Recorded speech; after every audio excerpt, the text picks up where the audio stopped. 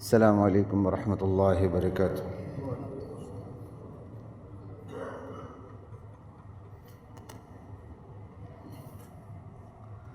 بسم اللہ والحمد للہ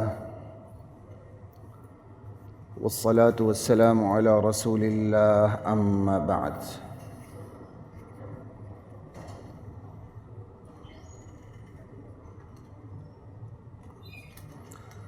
فاعوذ باللہ من الشیطان الرجیم، بسم اللہ الرحمن الرحیم۔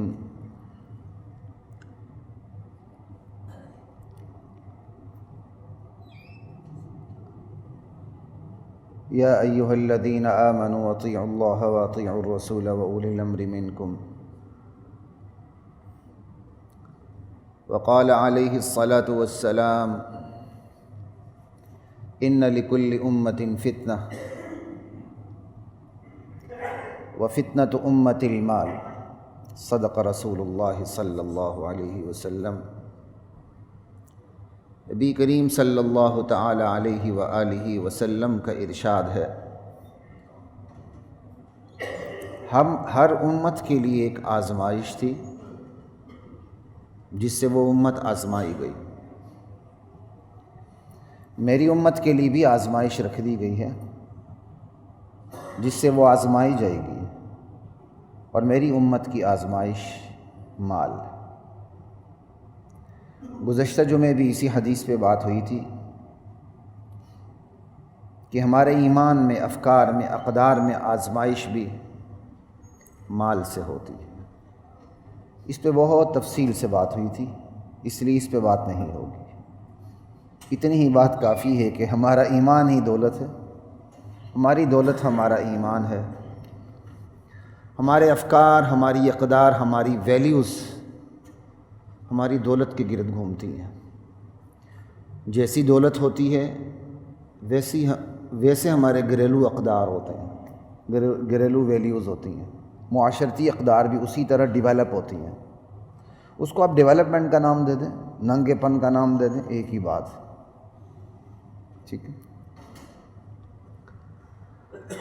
اللہ اکبر کا لا الہ الا اللہ۔ تو گزشتہ جمعہ میں نے آپ سے بات کی تھی کہ انسانی زندگی کے چیدہ شعبوں کو سامنے رکھ کے میں آپ سے بات کروں گا کہ جہاں آزمائش مال سے ہو رہی، ہر قدم پہ آزمائش مال سے، لیکن اس حدیث کی تشریح میں ان چنیدہ اور چیدہ شعبوں کو سامنے رکھنا ضروری ہے جس میں آزمائش مال سے ہو رہی ہوتی اور ہم اس کا احساس بھی نہیں کر رہے ہوتے کہ ہماری آزمائش ہو رہی اور مال سے ہو رہی ہے۔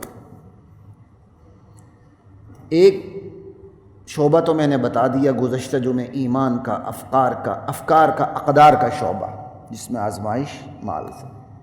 دوسرا شعبہ، آج کوشش ہوگی کہ میں تمام شعبوں پر اختصار کے ساتھ بات کر کے اس شعبے کو، اس موضوع کو میں مکمل کر سکوں، وگرنہ ہر شعبہ تقاضا کرتا ہے کہ مکمل اس کی نشست ہونی چاہیے، لیکن پھر وہ موضوع میں مکمل یکسانیت آ جاتی، تو اس سے پھر میں تھوڑا سا گھبراتا ہوں۔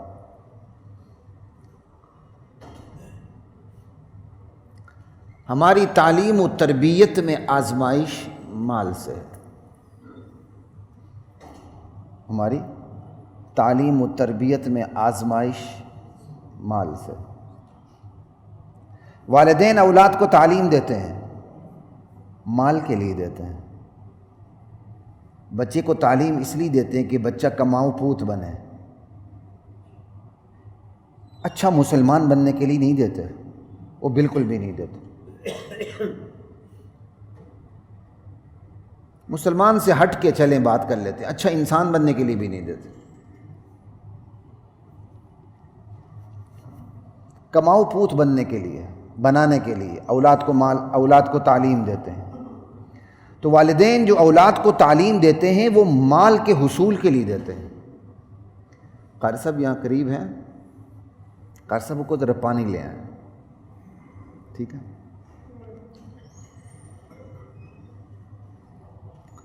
اللہ اکبر، لا الہ الا اللہ۔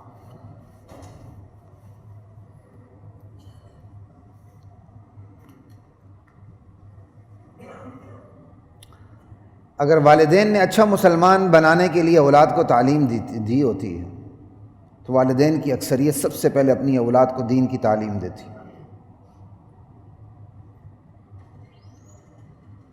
سب سے پہلے انہیں قرآن نورانی قاعدہ آتا، ناظرہ قرآن آتا، قرآن مجید حفظ ہوتا، قرآنی علوم آتے، فقہ اصول فقہ تفسیر اصول تفسیر، ان تمام علوم کا پتہ ہوتا، قرآن کا ترجمہ آ رہا ہوتا، اس کی تفسیر آ رہی ہوتی. تمام اولاد کو نہ صحیح ایک بیٹی ایک بیٹے کو اس طرف لگا دیتے. والدین کی اکثریت اس لیے نہیں لگاتی کہ اس شعبے کے اندر مال نہیں ہے.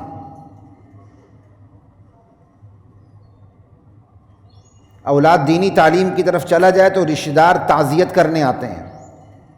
اب تو یہ چیز کم ہو گئی ہے، دینی تحریکوں نے اتنی قربانی دی کہ اب یہ چیز کم ہوتی جا رہی ہے. لیکن آج بھی ان گھرانوں کی کمی نہیں جہاں اگر بچہ دینی مدرسے میں ایک اچھے ادارے میں داخل ہو جائے کہ اس نے عالم دین بننا ہے تو رشتہ داروں میں یہ قصے یہ تبصرے شروع ہو جاتے ہیں، اب بچہ کھائے گا کہاں سے، بچے کو بیوی کہاں سے ملے گی. ان کو پتہ ہی نہیں مولوی کی بیوی سب زیادہ تابع دار ہوتی ہے، ان کو پتہ ہی نہیں اس چیز کا. مولوی کی بیوی جتنی مولوی کی قابو میں ہوتی ہے نا، آپ تصور ہی نہ کریں کسی کی بیوی ہوگی، میں مبالغہ نہیں کر رہا ہوں، وہ تو بیویاں آپ لوگوں کی قابو میں نہیں ہوتی. تو کھائے گا کہاں سے؟ ہم نہیں کھا رہے ہیں، ہم آپ سے اچھا نہیں پہنتے، آپ سے برا نہیں تو آپ سے اچھا نہیں تو آپ سے برا بھی نہیں پہنتے. یہ کہاں سے تعلق آ گیا کہ آپ کے رزق کا تعلق آپ کی تعلیم برائے ملازمت یا تعلیم برائے معیشت تھوڑی ہوتی ہے. کیا صاحب ایک اور بھی لے آنا پیاس میں.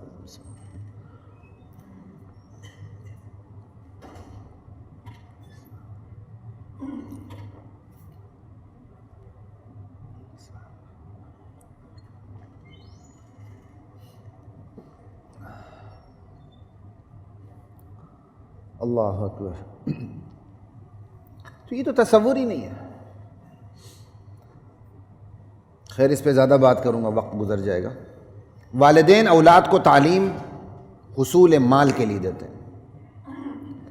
تعلیمی ادارے تعلیم مال کمانے کے لیے دیتے ہیں.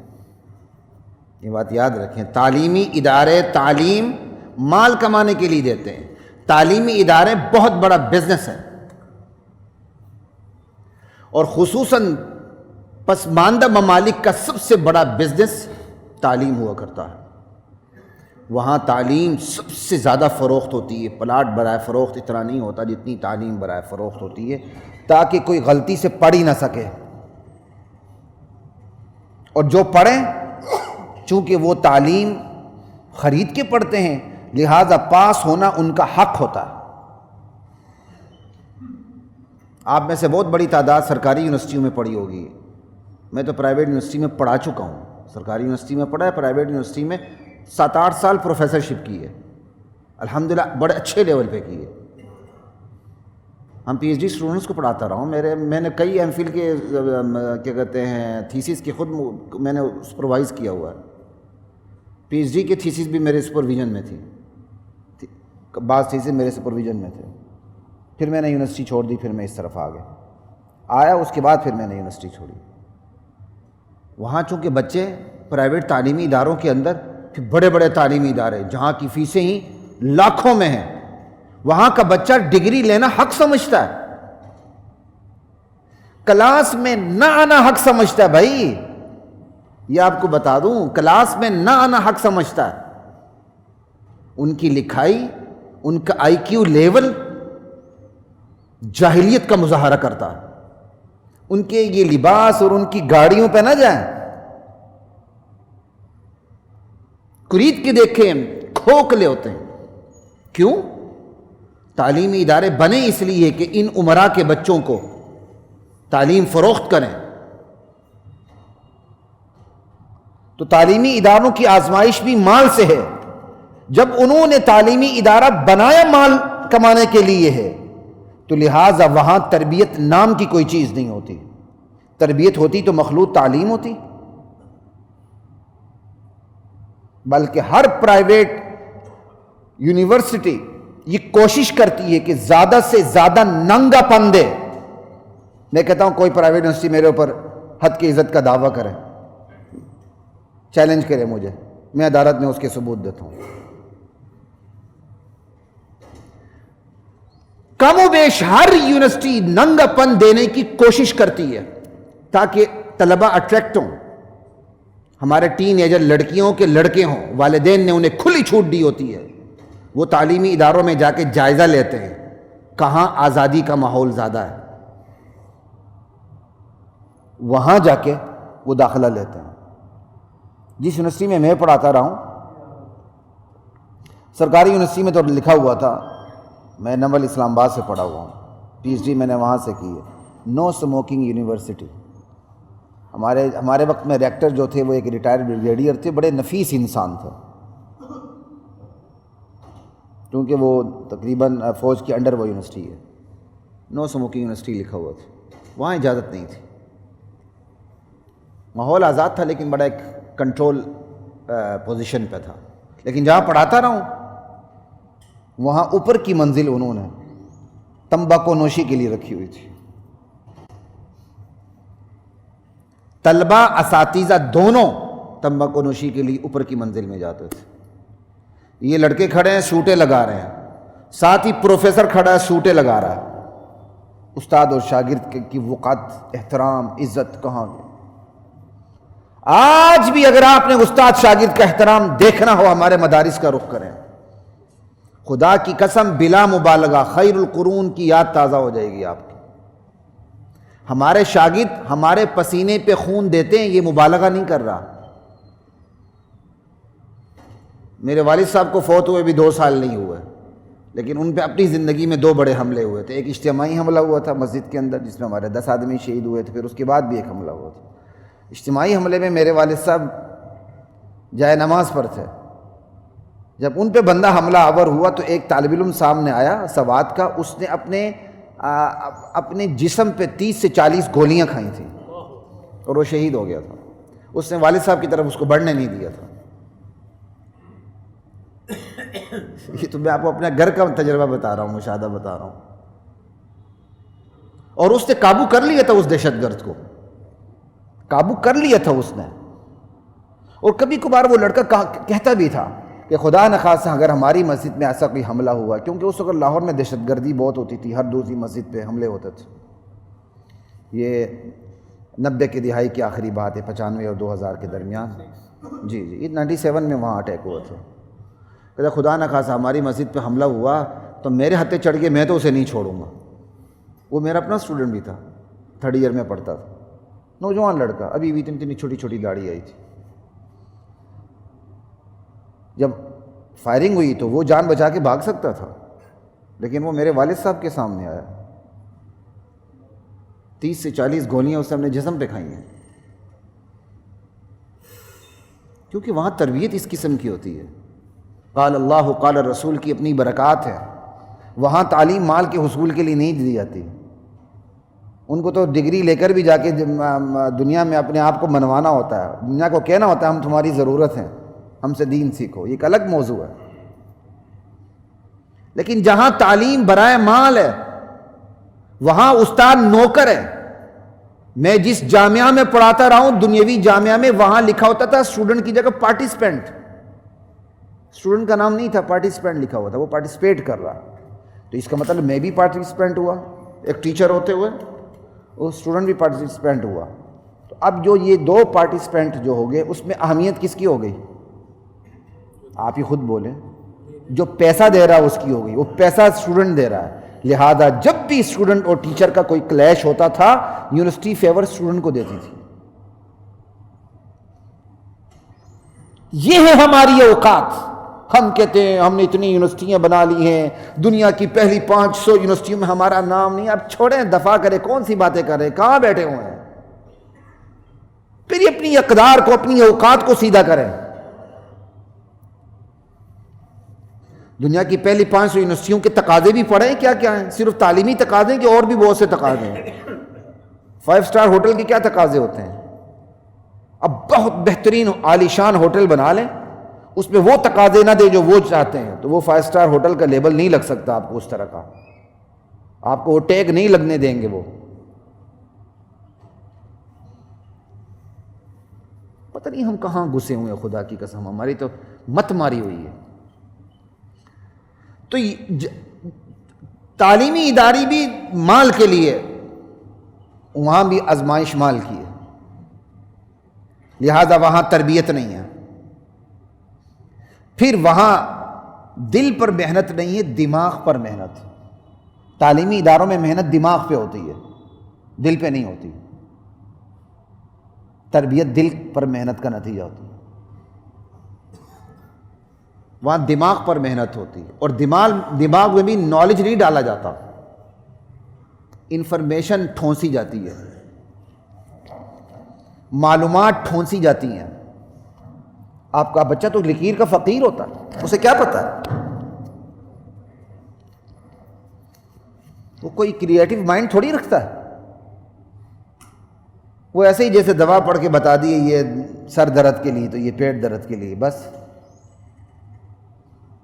یہ کوئی کریٹو مائنڈ تھوڑی ہے. دواساز کمپنیوں نے ڈاکٹر صاحب کو بتا دیے اس کے لیے، اس کے لیے ڈاکٹر صاحب نے دینی شروع کر دی وہ دوائیاں. تو یہ کوئی کریٹو مائنڈ تو نہیں ہے نا. ہمارے ہاں تو لکیر کے فقیر ہوتے ہیں. دماغ پر محنت دل کی بجائے، اور دماغ میں بھی معلومات ٹھونسی جاتی ہیں، اور معلومات بھی اس لیے ٹھونسی جاتی ہیں تاکہ یہ ڈگری لے کر کماؤ پوت بنے. اور تعلیمی ادارہ بڑے فخر سے بتاتا ہے ہمارے ہاں بچہ داخل ہوا تھا کھوتی ریڈی پہ تھا، آج پاس آؤٹ ہوا ہے فلاں کمپنی کے اندر ہے، تو اس کے پاؤں کے نیچے پجیرو ہے، پراڈو ہے. والدین بھی یہی بتاتے ہیں، اساتذہ بھی اپنی معراج یہی بتاتے ہیں، تعلیمی ادارے بھی یہی بتاتے ہیں، خود طالب علم بھی اسی پہ فخر کرتا ہے. تو اس کا نتیجہ کیا ہے؟ جو مارکیٹ میں کھیپ آ رہی ہے اسٹوڈنٹس کی، ان کی مارکیٹ ویلیو کیا ہے؟ اخلاق کے اعتبار سے، معاملات کے اعتبار سے نل ہیں، مائنس ہیں.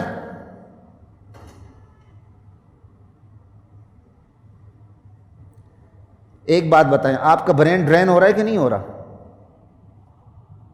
اگر آپ کا برین اس ملک کا ہمدرد ہوتا تو آپ کا برین کہاں رہتا؟ آپ کے شاہ دماغ کہاں رہتے؟ روکھی سوکھی کھاتے. $4 کے مقابلے میں روپیہ دفن ہو رہا ہے لیکن وہ یہاں دفن ہونا گوارا کرتے، لیکن اپنی شاہ دماغی باہر خرچ نہ کرتے. آپ کا برین ڈرین ہو چکا ہے اور ہو رہا ہے. ریاست قرضے لے لے کر لاکھوں روپے ان پہ لگاتی ہے اور یہ ڈگریاں لے کر باہر چلے جاتے ہیں.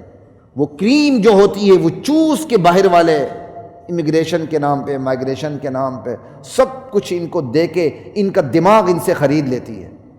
پاکستانیوں کا شاہ دماغ سب سے زیادہ برائے فروخت ہے. آپ ڈاکٹر کیوں بن رہے ہیں؟ قوم کی خدمت کے لیے. وہ قوم سے مراد اتنا سا پیٹ ہوتا ہے، بس یہ قوم ہے. جو جتنا بڑا ڈاکٹر ہوتا ہے وہ اتنی پہنچ سے باہر ہوتا ہے. جس طرح دوائیاں بچوں کی پہنچ سے دور رکھیں، بڑا ڈاکٹر بھی متوسط لوگوں کی پہنچ سے بھی دور ہوتا ہے. یہ کیا ہے؟ تعلیم برائے مال ہے. آپ کے شاہ دماغ کس زندگی کے کس کس شعبے میں نہیں ہے مجھے بتائیں. اور تمام شعبوں کے شاہ دماغوں کی اکثریت اس وقت کفر کی خدمت کر رہی ہے. کون بتائے گا خدا کی قسم یہ گناہ کبیرہ کر رہے ہو تم؟ کیوں؟ آپ کے ملک نے کوئی پابندی نہیں لگائی ہوئی ہے. وہ پتہ نہیں کون سی نامعلوم وجوہات ہیں. یہاں قاتل بھی نامعلوم ہوتا ہے اور ہر چیز کی وجہ نامعلوم ہوتی ہے یہاں. اور جو نامعلوم ہوتا ہے وہ معلوم ہوتا ہے.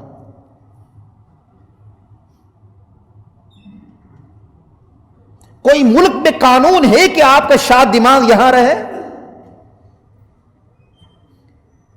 کوئی قانون اس کو پابند کرتا ہے کہ تم اپنے ملک کی خدمت کرو، یہاں سے نہ ہٹو؟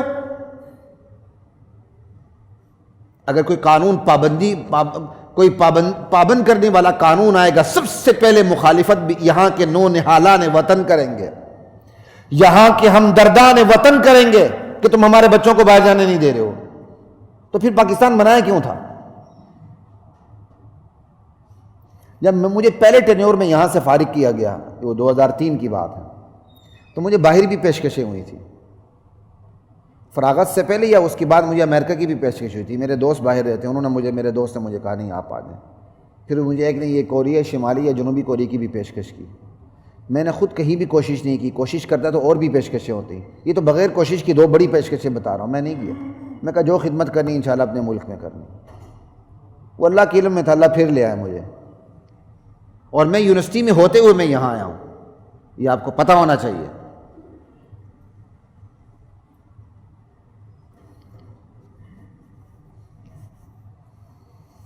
یہ ساری بات تربیت کی ہوتی کہ میری اور آپ کی تربیت کیسے ہوئی ہے۔ آج کا کفر تو اپنے معاشرے کی اتنی تربیت کر رہا ہے، بیٹا باپ کے ساتھ جاتا ہے میڈیکل کلینک میں، وہاں جا کے بوڑھا باپ سامنے بیٹھ کے اپنی مرضی سے زہر کا چھوٹا سا گلاس پی کے موت کی سپرد کر دیتا ہے، بیٹا سامنے بیٹھ کر تماشا دیکھتا ہے، اور باقاعدہ الوداعی ملاقات ہوتی ہے، آپ نے ویڈیو پہ دیکھا ہوگا۔ اگر تربیت اتنی خطرناک ہو سکتی ہے کہ بندہ الٹی چھلانگ لگائے اور موت کے منہ میں خود جائے، تو اچھی تربیت کتنی اثر انداز ہو سکتی ہے۔ لیکن نہیں، کیوں؟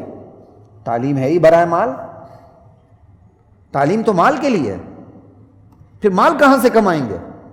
وہ کرونا کے دنوں میں ایک بڑا بہترین لطیفہ چلا تھا یہ سوشل میڈیا پہ، تعلیم بہت بڑی دولت ہے، یقین نہیں آتا تو تعلیمی اداروں کے مالکان سے پوچھ لو۔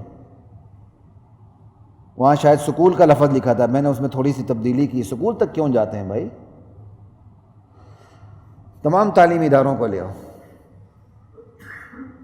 ان تعلیمی اداروں کے تو بڑے بڑے بجٹ ہوتے ہیں، فیسیں بھی لیتے ہیں، سب کچھ کرتے ہیں، پھر بھی آؤٹ پٹ کیا ہے آپ دیکھ لیں۔ صرف آپ کی پنجاب یونیورسٹی کتنا بجٹ لیتی ہے سالانہ؟ صرف آپ کی پنجاب یونیورسٹی جامعہ پنجاب، ذرا دیکھ لیں سالانہ کتنا بجٹ لیتی ہے، پھر یہ بھی بتا دیں اس کی آؤٹ پٹ کیا ہے۔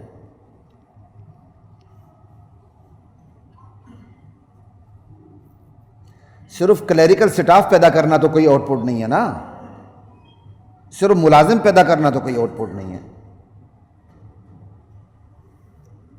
یہ کام تو زیادہ بہتر طریقے سے انگریز کر رہا تھا یہاں، جو اس نے کالے انگریز پیدا کر دی، جو آج تک وارث ہیں، جنہوں نے خون بیچے، جنہوں نے مجاہدین کا قتل عام کیا، آج انہی کو ساری اہم ترین وزارتیں اور صدارتیں اور سب کچھ مل رہا آپ کے سامنے۔ کبھی تو وہ ریڈ بک کھلے گی نا، کیا ہے وہ جو رات 100 سال بعد کھلیں گے، تو ایک الگ ہے، تو شاید ریڈ بک بھی کوئی الگ چیز ہے، دفع کریں اس چیز کو۔ بات اس پہ اتنی ہی کافی ہے کہ تعلیم برائے مال ہے، لہٰذا آپ کا برین بھی ڈرین ہو رہا ہے۔ ویسے ایک الگ بات ہے، اب دینی برین بھی ڈرین ہو رہا ہے، دینی برین ڈرین ہونے کے باوجود بہت تھا، آپ کی پوری دنیا کے اندر مدارس، یہاں کے مدارس کے طلبہ ہوتے ہیں، لیکن وہ اب کسی اور طرف ڈرین ہونا شروع ہو گیا، اس میں کچھ جامعات ملوث ہیں جو کسی اور کے کنٹرول میں، ان کا کنٹرول ٹاور کہیں اور ہے۔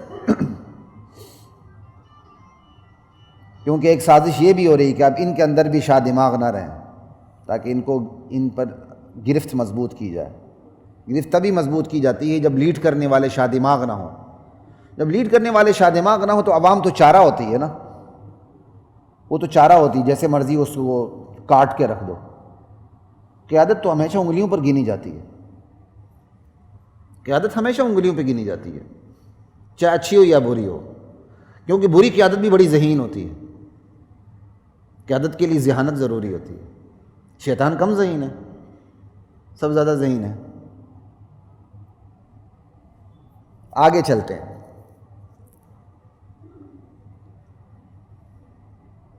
ملازمت، تعلیم کے بعد ملازمت ہے۔ ملازمت میں بھی آزمائش مال سے ہے۔ اب میں انتہائی اختصار سے کام لوں گا، خود لیٹ ہوا ہوں، معذرت، اوپر سے موضوع بھی ایسا ہے کہ جی چاہتا میں بات ہی کرتا چلا جاؤں۔ ملازمت میں آزمائش مال سے ہے، بندہ ملازمت کے حصول کی کوشش کرتا ہے، پہلے ہی مرحلے میں اسے پتہ ہے یہ میری ملازمت حلال ہے کہ حرام ہے؟ کتنے لوگ ہیں جو پہلے یہ کنگالتے ہیں کہ یہ ملازمت حلال ہے پھر میں اپلیکیشن دوں؟ سودی ملازمت تو حرام ہے نا، لیکن جو حرام ملازمتیں ان کی تنخواہیں بھی زیادہ رکھی گئی ہیں کہ فتووں کا مقابلہ ایسے کیا جائے مال سے۔ مولوی فتویٰ دیتا ہے کہ یہ ملازمت حرام ہے، اس کی تنخواہ زیادہ رکھو تاکہ لوگ آئیں۔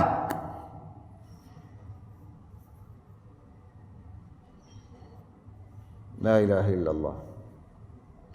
ملازمت حلال ہے کہ حرام ہے پتہ ہی نہیں، اور اگر حرام ہے تو حرام ہونے کی فکر بھی نہیں، اس پر شرمندگی بھی نہیں، اور اگر اس کی ملازمت حلال ہے تو حلال ملازمت کا سوال ہے وہ اہل ہے؟ بڑے لوگ حلال ملازمت کر رہے ہیں لیکن نا اہل ہیں، سفارش پہ لگے ہوئے ہیں۔ وہ سوچیں ان کی تنخواہ کتنی حلال ہے اور کتنی حرام ہے۔ بڑی تعداد ملازمت پہ لگی ہوئی ہے، ڈگری جیلی ہے، 100 ڈگری جیلی ہوتی 10 پکڑے جاتے ہیں، باقی 90 تو نہیں پکڑے جاتے۔ تو جیلی ڈگری پہ جو ملازمت ہوئی چاہے وہ حلال ملازمت ہے، سوچیں کتنی حلال ہے کتنی حرام ہے۔ اب اس پر موقع نہیں، صرف آپ کو اشارے کر رہا ہوں۔ چلیں جی، ملازمت کے اہل بھی ہیں، ملازمت کی قابلیت بھی ہے، ڈگری بھی آپ کے پاس ہے، لیکن ملازمت کے آپ تقاضے پورے کر رہے ہیں، وقت پورا دے رہے ہیں؟ اگر آپ کا جو شعبہ ہے اس شعبے میں جو ملازمت کا وقت ہے وہ آپ پورا کر رہے ہیں، نہیں کر رہے ہیں تو تنخواہ حلال نہیں ہے۔ سانپ آیا تو کہہ دینا باہر گیا۔ جب 8 گھنٹے ملازمت ہے تو 8 گھنٹے کرنے ہیں۔ ہاں، اس کے اندر جو بیسک نیڈز ہیں وہ خود بخود انڈرسٹوڈ ہوتی ہیں، وہ 8 گھنٹوں میں ہی شمار ہو جاتی ہیں۔ بندہ واش روم جاتا ہے، وضو کرتا ہے، نماز پڑھتا ہے، کھانا کھاتا ہے، یہ چیزیں تو ہیں، آپس میں تھوڑی موٹی گپ شپ کر لیتا ہے، ٹھیک ہے، لیکن غائب ہو جانا، رفو چکر ہو جانا، پیچھے حاضری لگتے رہنا، یہ تو ملازمت ہی حرام ہے، ان گھنٹوں کی تنخواہ ہی حرام ہے۔ چلو یہ تو یک طرفہ بات ہو گئی، دوسری طرف آ جاتے ہیں۔ آپ نے ملازم رکھا، وقت سے زیادہ آپ اس سے کام لے رہے ہیں، تو وقت سے زیادہ کام لینے کی تنخواہ دے رہے ہیں؟ نہیں دے رہے۔ وہ مطالبہ نہیں کر رہا، اسے پتہ ہے میں مطالبہ کروں گا تو میری ملازمت جائے گی، ویسے بھی یہ وہ دن ہے کہ جس میں ملازمت ملتی ہی نہیں ہے، میں کہاں جاؤں گا؟ آپ اس کے ساتھ 9 گھنٹے کا معاہدہ کرتے، 8 کا کرتے، 12 کا کرتے، 14 گھنٹے کام لے رہے ہوتے ہیں، کہاں جائے گا وہ؟ آپ سے پوچھ نہیں ہوگی۔ پھر آپ نے ایک شعبے کے لیے آپ نے اس کو ملازم رکھا، آپ 10 شعبوں کا کام لیتے ہیں، یا آپ نے پہلے ہی اس کے ساتھ طے کیا ہو بھائی یہاں آپ نے یہ کام کرنا ہے۔ جیسا اب ہمارے میڈیا کا شعبہ ہے، باقاعدہ ہمارا پرماننٹ ملازم ہے، الحمدللہ ایک ہینڈسم ہم اس کو سیلری دیتے ہیں اپنی فاؤنڈیشن سے، کیونکہ مجھے ان مسائل کا پتہ تھا، تو یہ سامنے بچہ بیٹھا ہوا، تو میں نے بتایا تھا کہ میڈیا کے جو کام ہے آپ نے کرنا ہے، باہر کا جو کام بھی ہوگا اسی دوران ہم آپ سے کام لے سکتے ہیں۔ تو میں نے اس کی ملازمت میں ہی عمومیت رکھی تاکہ ہم پر کوئی ظلم، اور بچہ بھی اچھا ہے ماشاءاللہ، کوئی ہمیں تکلیف نہیں ہوتی۔ لیکن اگر آپ نے ایک ڈسکرپشن رکھ دی ہے تو ملازمت کی ڈسکرپشن کو نظر انداز کرنا آپ کے لیے ناجائز ہے۔ میں یہاں بیٹھا ہوں، میری ملازمت کی ڈسکرپشن یہ ہے، یہ مجھ سے اس کے علاوہ کام لینا اگر میں خود سر انجام دوں تو ایک الگ بات ہے، یہ میری نیکی ہے، لیکن مجھ سے بزور بازو لینا یہ انصاف کے تقاضوں کے خلاف ہے، ناجائز ہے۔ جو ملازمت کا وقت وہ، جو ملازمت کا شعبہ وہ، جو کانٹیکٹ ہو چکا وہ، اس سے ادھر ادھر نہیں، اس سے ادھر ادھر کوئی کرتا ہے تو اس کا اپنا احسان ہے، نیکی ہے۔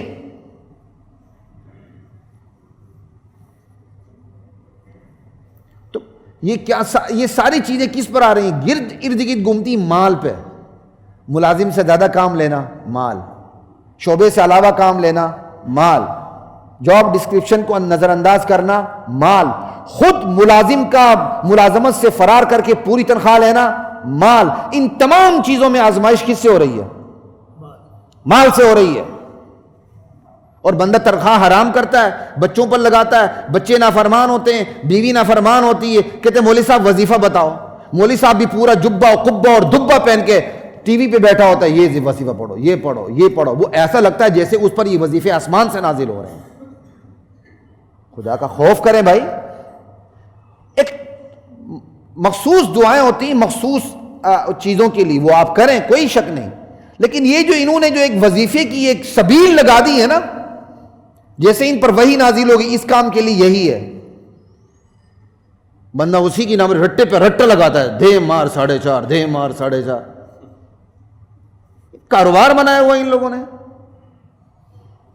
استخارہ خود کرنا ہوتا ہے، ٹی وی پر بیٹھا ہوا استخارہ کر رہا ہے، ایسے ایسے کرتا ہے تصویر، وہیں بتا دیتا استخارہ تیرا ہے، کر کوئی اور رہا ہے۔ استخارہ کا مطلب اللہ سے خیر طلب کرنا، خیر آپ نے طلب کرنی وہ کر رہا ہے، کیا یار الٹی گنگا ہے۔ میری ملازمت ہے، آپ میری جگہ چلے جائیں، تنخواہ میں لوں، یہ بات ہو گئی نا۔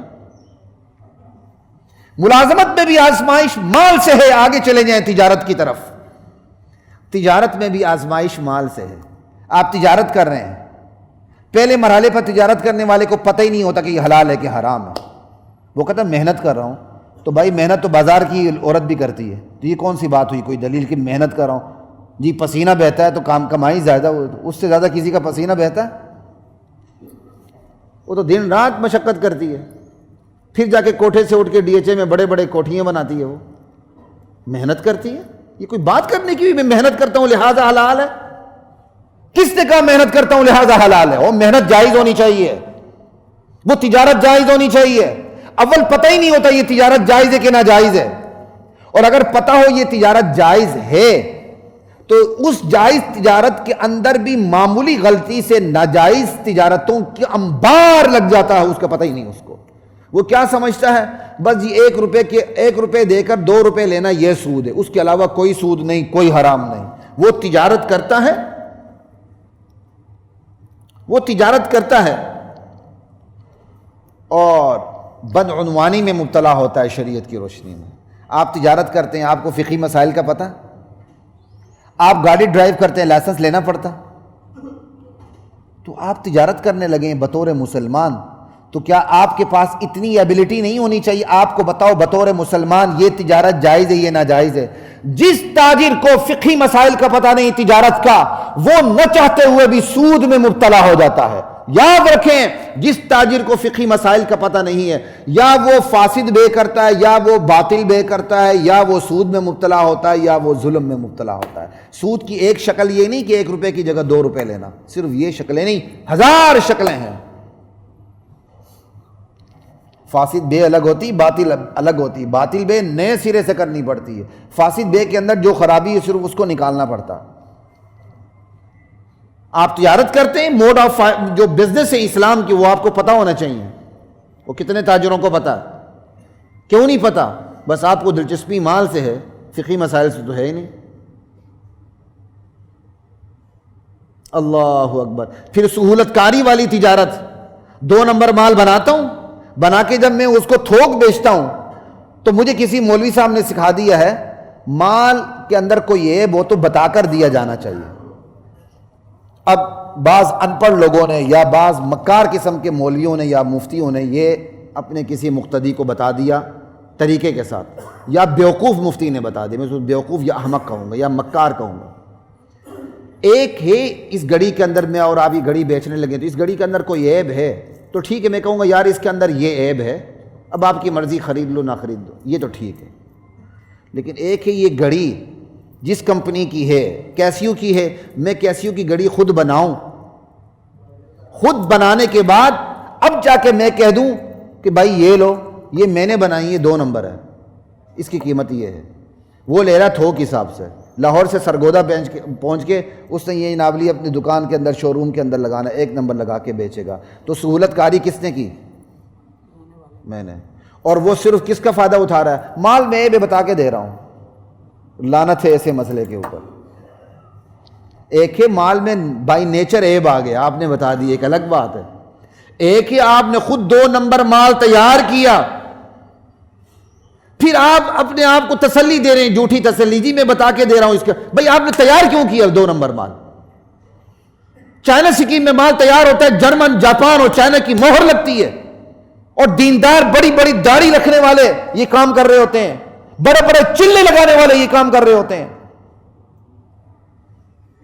میں براہ راست جانتا ہوں ایسے لوگوں کو جو یہ کام کرتے رہے ہیں۔ یہ ہم مال کا بتا کے دیتے ہیں بھائی، ایک بائی نیچر فالٹ آ گیا، آپ نے بتا دیا. ایک خود 2 نمبر مال تیار کرنا، پھر اپنی جان اس طرح چھڑانا. سرگودا کا بیوپاری آیا، آپ نے تھوک حساب سے دے دیا، تو سرگودا کا بیوپاری آپ سے 2 نمبر مال لے کے وہاں جا کے 2 نمبر کہہ کے بیچے گا. وہ کہے گا یہ دیکھو جی تو جاپان کی مور لگی ہوئی ہے. یہاں بھی آزمائش مال سے.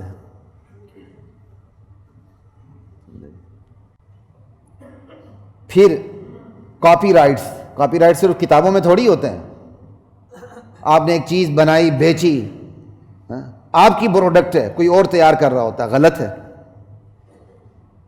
ذخیرہ اندوزی، ایک ہی موسم میں لینا اور بے موسم بیچنا، یہ ذخیرہ اندوزی نہیں ہے. ذخیرہ اندوزی تب ہوگی جب آپ مال ذخیرہ کرتے ہیں اور مارکیٹ میں شارٹ ہو جائے. اس کی اپنی تفصیلات ہیں. ذخیرہ کرنے کی وجہ سے شارٹ ہو جائے، یہ ذخیرہ اندوزی غلط ہے. ایک ہی آپ نے اچھے وقت میں چاول خرید لیا اور بعد میں بیچ دیا، اچھے وقت میں گندم خرید لی بعد میں بیچ لی. لوگ توڑی اٹھاتے ہیں اور بعد میں بیچتے ہیں سردیوں میں لے جا کے. بالکل درست ہے. یہ ذخیرہ اندوزی غلط نہیں ہے. وہ ذخیرہ اندوزی جس سے مارکیٹ میں چیز شارٹ ہو جائے، لوگ بلکنے لگیں، یہ ناجائز ہے. مہنگائی، آج تو ہر ایک کا اپنا ریٹ ہے، اتنا ڈیفرنٹ ریٹ ہے. آپ ریڈیز، ایک فروٹ کی ریڈی سے اٹھ کے 2 چھوڑ کے تیسرے پہ جائیں، آپ کو ٹھیک ٹھاک فرق نظر آئے گا، کم پیسوں کا نہیں، زیادہ کا. کیونکہ سیاستدان اپنی کشتی لڑ رہے ہیں، ان کو تو عوام کی فکر ہی نہیں. ہاں، عوام کا نعرہ ضرور الاپتے ہیں، یہ بات سب میں مشترک ہے ماشاءاللہ. اللہ اکبر. تو یہاں بھی آزمائش تجارت میں مال سے ہے. مہنگائی، لگتا ہے اگلا جملہ بھی اسی پہ لگے گا، میں دوڑ نہیں سکتا. تیسرا جملہ اسی پہ ہوگا کیونکہ اور بہت سے شعبے ہیں، اس لیے اب میں آرام سے ہی 2-3 منٹ میں اپنی بات کو ختم کرتا ہوں. لا الہ الا اللہ واللہ اکبر. تو تجارت میں 2 نمبریاں، اور اتنی 2 نمبریاں، المان والحفیظ. دیندار لوگ 5 وقت کے نمازی 2 نمبری کرتے ہیں. اور بچاتے کیسے اپنے آپ کو؟ جی ہم نے بتا کے دیا ہے کہ یہ 2 نمبر ہے. شرم آنی چاہیے.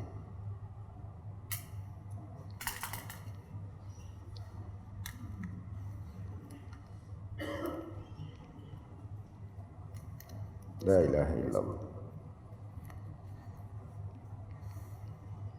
یہ ساری آزمائش لکل امت فتنہ و فتنۃ امت المال. میری ہر امت کے لیے ایک فتنہ، میری امت کا فتنہ مال ہے. مال، یہ آپ کا سارا ہارڈ روڈ 2 نمبر مال سے بھرا پڑا. 1 نمبر نہیں ملے گا آپ کو، ڈھونڈنا پڑتا ہے، نہیں ملتا. پتہ نہیں انہوں نے کاپی رائٹس کو کیا سمجھ لیا. ذخیرہ اندوزی، مہنگائی، پھر میری آپ کی شراکت ہو گئی. شراکت کی میں نے شراکت اس لیے کی، پارٹنرشپ میں مجبور ہوں، لیکن پارٹنرشپ کرنے کے بعد جب کاروبار ترقی کر گیا، میری مجبوری ختم ہو گئی، میں نے بتایا بغیر شراکت ختم کر دی. یہ کون سا طریقہ ہے بھائی؟ اگر میرے اور آپ کے درمیان پارٹنرشپ ہوئی، اس کی ایک مدت طے ہوئی ہے، مدت سے پہلے ختم جانبین کی رضامندی سے ہو سکتا ہے، فریقین کی رضامندی کے بغیر آپ نہیں کر سکتے. مومن اپنی شرائط پہ پکڑا جاتا ہے. پھر پارٹنرشپ کی ایک اور شکل بھی ہے، وہاں بھی آزمائش مال سے. باپ بیٹا کاروبار چلاتے ہیں ماشاءاللہ. ہم یہاں ہال روڈ کے تاجر بیٹھے ہوئے ہیں، ہمارے بہت سے ساتھی باپ بیٹا کاروبار کرتے ہیں. سوال یہ ہے کہ باپ نے بیٹے کو یا بیٹے نے باپ کو، خیر یہ تو بڑی ریئر صورت ہوتی ہے، اکثر یہی ہوتا ہے کہ باپ بیٹے کو شریک کرتا، لیکن بیٹا باپ کو بھی کر لیتا. باپ بیٹا دونوں تجارت کر رہے ہیں. سوال یہ ہے کس حیثیت سے تجارت کر رہے ہیں؟ سوال یہ ہے باپ یا بیٹا آپس میں پارٹنر ہیں، یا ایک ملازم ہے دوسرا اس کا باس ہے؟ سوال ہے. یہ تو نہیں کہ آپ باپ بیٹے تو آپ کے لیے جائز ہو گیا ہر کام.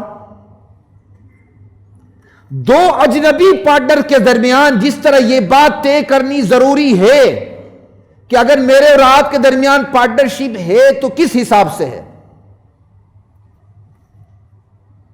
ٹھیک ہے، نفع کس حساب سے ہوگا؟ نقصان سبجیکٹ ٹو انویسٹمنٹ ہوتی ہے شریعت میں، یا میں فقہی مسائل پہ زیادہ نہیں جاؤں گا.